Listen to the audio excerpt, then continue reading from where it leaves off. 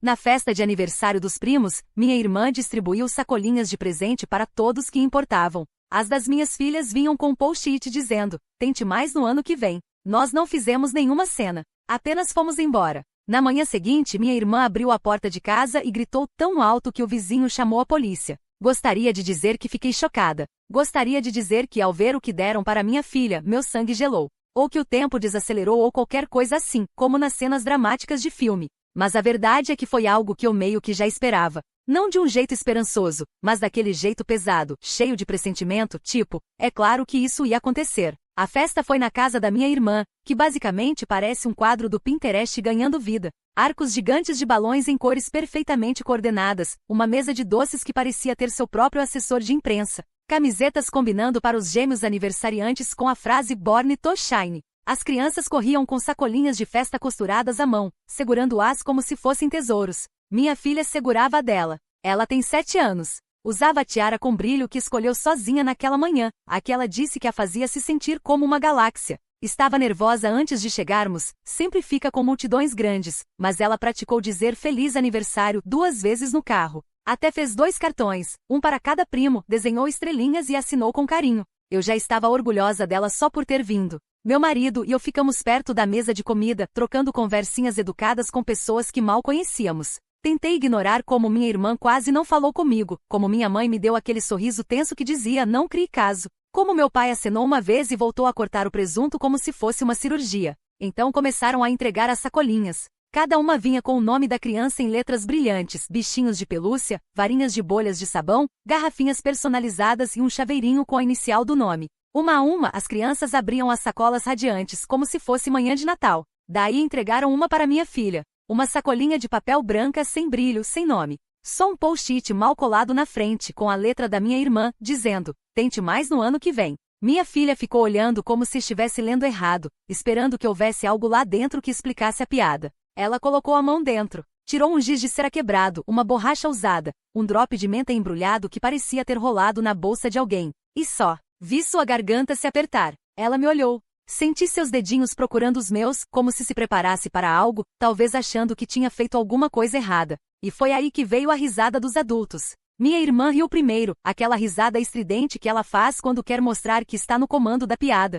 Ela anda se comportando mal ultimamente, disse, abanando a mão como se fosse algo bonitinho. Interrompendo, respondendo, chorando por bobagens. Isso aqui é só para dar um sustinho. Minha mãe deu uma risadinha. Sinceramente, é bom para ela. Você mima demais essa menina. Meu pai soltou uma meia risada, como se achasse tudo meio constrangedor, mas inofensivo. As outras crianças riram também, sem saber por que criança é assim, segue o clima. Minha filha abriu um sorriso tenso e trêmulo, aquele que elas dão quando tentam não chorar. Meu marido me olhou, não em choque, mas com algo mais calmo, firme. Ele se abaixou ao lado dela, pegou a sacola com delicadeza e disse: você não precisa disso. Vamos pegar um bolo de verdade. A gente se levantou. Não falei nada. Nem ele. Seguramos a mão dela e saímos daquela casa como se estivéssemos fugindo de um incêndio. Ninguém nos impediu. Ninguém chamou. Nem minha irmã. Em casa, minha filha sentou no sofá, olhando as estrelinhas que tinha desenhado nos cartões, como se esperasse que elas se rearranjassem no motivo que fizesse sentido. Ela perguntou: foi porque eu não disse obrigado rápido o suficiente? Eu disse: não, meu amor. Foi porque algumas pessoas se esquecem de como ser gentis. Ela sentiu. Pressionou os cartões contra o peito como se pudessem proteger seu coração. Dormiu ali mesmo, enrolada no cobertor macio que o pai deu no último Natal, aquele que diz: você está segura, você é forte, você é amada. Fiquei na cozinha enquanto meu marido preparava chá. Quase não conversamos. Não precisava. Aquilo não era novo, só era definitivo. Depois de um tempo, ele disse: eu cancelei os pagamentos, o aluguel, o cartão de supermercado, a conta de luz, tudo. Eu assenti. Abri a gaveta onde guardamos o que importa e tirei a pasta na qual eu vinha colocando coisas há anos, sem alarde. Mensagens de texto, fotos, uma cópia de e-mail em que minha irmã pedia para eu cuidar dos filhos dela por uma semana, porque ela precisava de uma viagem de descanso sozinha. Os comprovantes do Vemo, incluindo um em que paguei o imposto da casa dos meus pais, e eles disseram: vamos te pagar depois do cruzeiro. A pasta estava cheia. Acrescentei mais uma coisa, o post-it. Tente mais no ano que vem.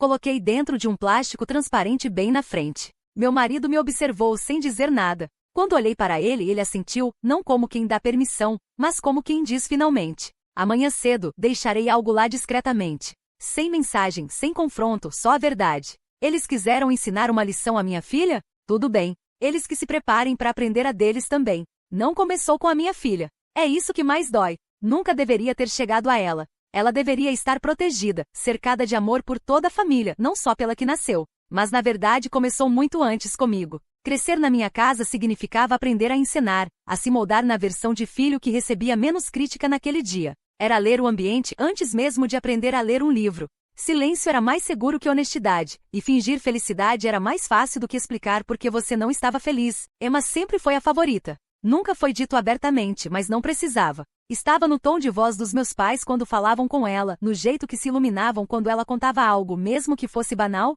no modo como meus feitos eram reconhecidos com um "ah, que bom", enquanto as coisinhas mínimas da Emma eram celebradas com bolo e 50 mensagens no grupo da família. Lembro que na terceira série voltei para casa segurando um certificado de frequência perfeita. Tinha ido à escola com gripe, dor de estômago. Só para conseguir aquele papel entreguei à minha mãe toda orgulhosa, e ela mal olhou antes de dizer: Emma ganhou estudante do mês. Isso sim é importante, né? Quando tirei um B+ em matemática, disciplina que eu vinha sofrendo há meses, meu pai falou: tua irmã nunca tirou menos que A. Quando consegui o papel principal na peça da escola, eles não foram assistir. A Emma tinha um treino de vôlei, nem era campeonato, mas era importante para ela, disseram que iriam na próxima peça. Nunca foram. Aniversários eram os piores. Minhas festas eram sempre conjuntas com as da Emma. Mesmo nossas datas de nascimento sendo quase 2 meses diferentes, meu nome ficava como coadjuvante no bolo. 1 ano, deram um único presente para nós duas dividirem. Era um par de patins do tamanho da Emma. Eu sempre era de mais ou de menos. Muito quieta, muito dramática, muito tímida, muito opinativa. Eu chorava demais. Fazia perguntas demais. Me defendia. Fazia bico. Não sorria o bastante. Ou não sorria do jeito certo. Não havia marcas de agressão, não havia gritos, só um zumbido constante de que eu nunca era o suficiente e depois me diziam que eu estava sensível por perceber isso. Aos 15 cheguei em casa chorando porque um professor me acusou injustamente de colar na prova. Fiquei arrasada. A resposta da minha mãe foi: bom, você fica muito na sua, talvez pareça suspeita. Tente sorrir mais e agir de modo normal. Aos 17, tive coragem de dizer aos meus pais que achava que podia estar deprimida. Minha mãe revirou os olhos e disse: isso é moda agora, né? Todo mundo acha que tá deprimido. Você tá entediada. Arranja um hobby. Emma disse que eu era dramática, então pegou meu carregador de celular e nunca devolveu. Quando fui pra faculdade, eu já estava dormente. Não esperava que fossem me ajudar na mudança, e eles não decepcionaram. Me mandaram um cartão com 1 semana de atraso, $25 e um post-it dizendo: não gasta tudo à toa. Eu não gastei. Terminei a faculdade, fiz terapia, aprendi a dar nomes às coisas, negligência emocional, bode expiatório, controle passivo-agressivo. Aprendi a desaprender tudo isso. Quando conheci meu marido, eu ainda tinha medo de ser demais. Eu pedia desculpas por chorar vendo um filme. Ele só me dava um lenço e dizia: essa cena pegou fundo, né? Como se fosse a coisa mais normal do mundo. Foi a primeira pessoa que perguntou o que eu queria de presente de aniversário e acertou. Não porque adivinhou, mas porque me escutou quando falei da minha família. Contei meio por cima como se fosse algo exótico. Ele não insistiu, mas na primeira vez que conheceu meus pais, apertou minha mão debaixo da mesa. Depois do jantar, disse: você não estava exagerando. Eu os deixei entrar de volta na minha vida. Quando tivemos nossa filha, eu queria que ela tivesse uma família grande, primos, feriados, avós que a mimassem. Queria que ela tivesse o que eu não tive. A coisa começou devagar. Minha irmã comentando as roupas da minha filha. Ela se veste meio esquisito, né? Minha mãe insistindo para que minha filha abraçasse todo mundo, mesmo sem querer. Não seja mal educada, querida. Dá um abraço no tio Bill. Meu pai fazendo piada de que ela era mole quando chorava por causa de barulhos altos. É melhor ficar durona se quiser aguentar essa família. Tentei explicar. Disse que ela tinha desafios de processamento sensorial, que precisava de apoio, não vergonha, que ela estava fazendo o melhor que podia. Eles reviraram os olhos. Você tá exagerando. Ela tá bem. Emma me chamou de mãe Snowplow. Disse que eu estava criando uma futura capacho. Quando coloquei limites, virei o problema. A difícil. A dramática. Toda vez que eu defendia minha filha, vinham as mesmas táticas de sempre. Minimização, zombaria, silêncio frio. Às vezes até me ridicularizavam pelas costas, o que era pior. Ela só quer se sentir importante. Minha mãe sussurrou uma vez pra Emma, sem saber que eu estava ouvindo. Deixa ela. Isso. Como se defender minha filha fosse uma birra passageira. E eu deixei pra lá. Muitas vezes. Porque esperava que melhorasse, que eles se tocassem, que dessa vez realmente enxergassem a minha filha. Eles não enxergavam. Só viam a si mesmos, a necessidade de se sentirem superiores, de manter a hierarquia em que ficavam confortáveis. Minha filha era só a próxima na fila, recebendo o mesmo tratamento que me deram. Só que agora eu sabia o que era, e desta vez eu tinha escolha. Poderia continuar dando chances, deixando que eles a quebrassem pedacinho por pedacinho, como fizeram comigo. Ou eu poderia interromper o ciclo. Escolhi ela. E escolhi a mim. E amanhã eles vão entender o que isso significa. Não dormimos quase nada naquela noite. Minha filha acabou pegando no sono, ainda segurando o cartão de aniversário que fizera para os primos. Fiquei no sofá vendo o cursor piscar na tela, como se me desafiasse a terminar o que comecei. Às 4h07, mandei um e-mail pro proprietário do duplex onde minha irmã mora. Expliquei que eu não iria mais pagar a parte mensal do aluguel, aquela que combinamos extraoficialmente. Ele já conhecia meu nome, sabia que o dinheiro saía da nossa conta. A resposta chegou 20 minutos depois. Entendido. Vou avisá-la sobre o valor atualizado. Hoje, às 4h49, meu marido redigiu a carta para a financeira do carro. O documento estava em nosso nome, era nosso crédito em jogo, nosso dinheiro usado de entrada. Emma já tinha dado calote 2 vezes. Nós ajudamos.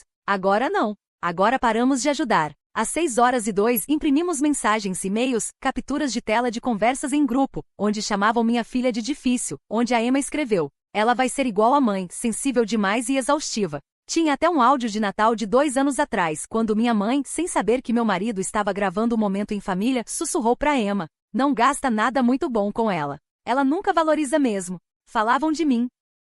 Às 7h, tudo estava na pasta com anotações, amarrada com uma fita vermelha que achei na gaveta de bagunça. Uma fita de alguma festa de aniversário dos filhos da Emma, acho. Não planejei esse detalhe. Só pareceu correto. Às 7h30 dirigimos até a casa da minha irmã. Sem palavras, só o envelope. Meu marido colocou com cuidado no tapete da porta. Tocamos a campainha e fomos embora. Já estávamos no meio do quarteirão quando ouvimos o grito, descontrolado. Parecia que aquilo estava preso na garganta dela há anos. Não olhei para trás. Meu marido segurou mais firme o volante e por um momento deu um sorrisinho. Depois descobri que o vizinho saiu de hobby, achando que alguém estava machucado. Chamou a polícia ao ver a Emma no jardim, rosto vermelho, frenética, agarrando a pasta como se fosse radioativa. Quando os policiais chegaram, ela tentou dizer que era assédio, que a irmã maluca estava destruindo a vida dela. Eles folhearam a pasta. Então disseram com calma que era uma questão civil, nada ilegal, nada que valesse levar adiante. A verdade. Antes do meio-dia, meu celular bombardeou 38 mensagens da minha irmã. As primeiras em letras maiúsculas. O que diabos deu em você? Acha isso engraçado? Aí veio a culpa. Somos família. Você não pode fazer isso com a gente. Depois, as súplicas. E por favor, você não pode parar de pagar por causa de uma brincadeira. Então as ameaças. Se você não voltar atrás, vai se arrepender. Minha mãe ligou 4 vezes. Deixou recado na terceira. Você foi longe demais. Essa família sempre teve problemas, mas você acabou de incendiar tudo. O que quer de nós? Parecia mais raiva que arrependimento. Não respondi. Em vez disso, mandei a versão digital da pasta para os parentes mais distantes, tios, tias, primos. Sem comentários, só um assunto, caso algum dia se perguntem por que paramos de aparecer. Em poucas horas, recebi 20 respostas. Metade era alguma variação de eu não fazia ideia. Uma prima mandou só uma linha, boa pra você. A reação de verdade começou 2 semanas depois. O proprietário fez o que disse. Emma tinha 30 dias para pagar todo o atraso ou seria despejada. A financeira marcou o carro dela. As parcelas atrasadas ativaram um aviso. Meu marido sorriu ao ver a notificação. Meus pais ligaram pro meu marido, não pra mim. Ele atendeu. Ela não nos ouve, minha mãe disse. Mas talvez ouça você. Diz que sentimos muito. Diz que não precisa ser assim. Ele disse a verdade. Não é ela que tá fazendo isso com vocês. Vocês fizeram isso com vocês mesmos. Eles apareceram na nossa casa no dia seguinte. Minha filha os viu pela janela. Ela ficou pálida. Eu os recebi na porta, não deixei entrar. Só queremos conversar, meu pai disse. Isso tá saindo do controle. Não, respondi. Isto se chama consequências. Minha mãe tentou chorar, mas não saía lágrima. Eu não cedi. Eles deixaram um cartão na caixa de correio, daqueles genéricos de condolências. Dentro dizia: sentimos falta da nossa família. Mandei de volta com um post-it. Eu também sentia. E entrei em casa, onde minha filha estava no sofá lendo, pernas encolhidas sob o cobertor, o rosto tranquilo. Ela me olhou e perguntou: eles estavam bravos? Balancei a cabeça. Eles estavam gritando. Não é a mesma coisa. Ela sentiu. Naquela noite, meu marido nos levou para tomar sorvete. Não foi uma comemoração. Só respiramos. Mas nesse respirar tinha algo novo. Paz. E era alto pra caramba. Por uma semana, houve silêncio. Ou melhor, uma raiva silenciosa ali debaixo dos panos. Minha irmã surtou, claro. Mas depois do grito inicial, das mensagens raivosas e das tentativas fracassadas de culpa, a coisa ficou quieta. Por um momento achei que era isso, que finalmente tinham entendido. Não entenderam. 10 dias depois de deixarmos o envelope na porta, minha filha chegou da escola com um bilhete na mochila, da Emma. Era num papel de carta em tom pastel com coraçõezinhos na borda, tipo algo para criança. Lá dentro, o recado era curto. Se você se sentir triste ou confusa, lembre-se que a titia Emma te ama. Você pode me ligar quando quiser, mesmo que sua mãe diga não. Minha filha me olhou confusa. Eu fiz algo errado? Senti a fúria subir pela minha garganta antes de conseguir segurar. Aquilo não era só passar dos limites, era manipulação. Direcionada, deliberada e baixa. Liguei para a escola na mesma hora. Descobri que minha irmã usou o nome de uma amiga para deixar algo para a sobrinha. Sem checagem de identidade, sem supervisão. Um sorriso falso e pronto. Naquela tarde, fiz uma ordem formal de não contato na escola, no distrito e na polícia. Mandei uma notificação de cessar e desistir tanto para minha irmã quanto para os meus pais. Meu advogado enviou um acompanhamento. 2 dias depois, uma conta falsa começou a me marcar nas redes, me chamando de ingrata, postando fotos antigas e borradas da nossa infância com legendas tipo: algumas pessoas esquecem quem as criou. Outro recado anônimo dizia: lembre-se, crianças crescem. Um dia ela vai saber o que você fez. Foi a gota d'água. Mandei tudo pro meu advogado, que encaminhou para a polícia. Minha irmã postou uma selfie chorando com a legenda: quando sua família se vira contra você, chamando atenção. Até a verdade começar a surgir, pouco a pouco. Uma tia, depois um primo, depois outro primo. Print circulando. Áudios sendo ouvidos. O pessoal viu as provas do mesmo jeito que eu tinha visto. Meus pais não reagiram bem. Tentaram reunir a família numa chamada de vídeo emergencial. Não fui. Mas pelo que me contaram, quando alguém perguntou por que não fui convidada para o aniversário do vovô ano passado, minha mãe travou. Outro perguntou por que Emma andava tirando dinheiro do fundo de emergência da família, sendo que é a única com salário estável. Outro perguntou sobre a festa de aniversário, se era verdade o que estava rolando. Era. No fim da ligação, 4 pessoas saíram discretamente antes de terminar. Meus pais pararam de postar fotos de eventos da família. Minha irmã apagou a conta. Então chegou a carta, um texto desesperado e confuso da minha mãe, escrito com caneta azul em papel com o monograma dela. Família é complicada. Cometemos erros. Mas no fim das contas, somos tudo o que temos. Não puna todo mundo para sempre por um mal-entendido. Sua filha vai se arrepender dessa distância. Você também. Não respondi. Em vez disso, emoldurei a carta e pendurei ao lado do post-it que começou tudo. Tente mais no ano que vem. Depois ajudei minha filha a colocar pisca-piscas em volta da cama nova. Ela escolheu as luzinhas suaves que mudam de cor lentamente, como se estivessem respirando. A respiração dela também mudou. Tá mais leve agora, suave. Não fica presa como antes. Fez novas amigas, 2 meninas da aula de artes, doces, curiosas, gentis, que não riram quando ela precisou tapar os ouvidos ou fazer pausas. Passou a dormir a noite toda. Um dia, ela me disse: meu coração não parece que tá zumbindo mais. Abracei tão forte que ela reclamou que eu apertei. Aí veio mais uma coisa. No fim do ano letivo, a turma dela fez um Dia da Família. As crianças podiam convidar um adulto para sentar com elas, comer biscoitos e ver os projetos de arte. Ela me escolheu, lógico. O projeto dela era uma pintura abstrata, toda de galáxias ondulantes e cometas cor-de-rosa clarinho. Num cantinho, ela tinha escrito em preto: melhor estar segura do que ser grande. No caminho de volta, perguntei se ela queria parar para tomar sorvete. Ela disse que sim, daí fez uma pausa. Mãe? Sim, querida. Você fez a coisa certa. Mesmo que eles liguem, mesmo que nunca mais falem com a gente. Você fez a coisa certa. Tive que piscar muito para afastar o nó na garganta. Obrigada, minha flor significa tudo para mim. Ela se encostou no banco, sorrindo. Mais tarde, antes de dormir, fui checar meus e-mails. Havia uma nova mensagem da Emma. Sem assunto, sem saudação. Só 6 palavras. Está feliz agora? Você venceu. Não respondi. Não precisava. Porque ela estava errada. Eu não venci. Eu fui embora. E pela primeira vez na vida não olhei para trás. Talvez eu tenha ido longe demais. Talvez não tenha ido longe o suficiente. Às vezes me pergunto se deveria ter dito algo na festa, ou se sair em silêncio foi meu grito mais alto. Me pergunto o que minha filha vai lembrar daqui a alguns anos, e quantas coisas ela não vai precisar desaprender, porque eu parei tudo a tempo. Mas agora quero saber, se fosse o seu filho, você teria feito o mesmo? Teria ido embora? Teria enfrentado mais? Teria deixado pra lá?